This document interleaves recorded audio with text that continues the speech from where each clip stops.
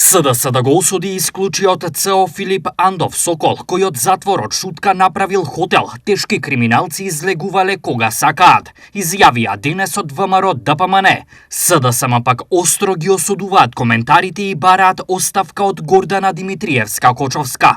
СДС да го осуди и исклучи од Централниот одбор Филип Андов Сокол, од затворот шутка направил хотел, тешки криминалци излегувале кога сакаат.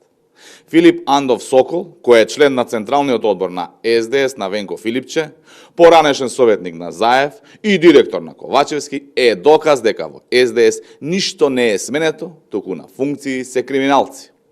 Филип Андов Сокол, како директор на затворот Шутка, овозможил криминалци кои се во притвор за сериозни кривични дела да го напуштаат затворот и по 8 до 10 часа на ден. Министерката за финансии Гордана Кочовска упати навреда која погодува длабоко не само кон пратеничката Славјанка Петровска, туку кон секоја жена.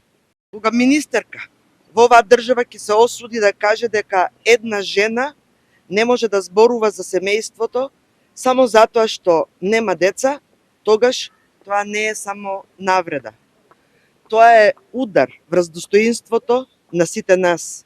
Тоа е ароганција, тоа е дискриминација, тоа е нечовечност.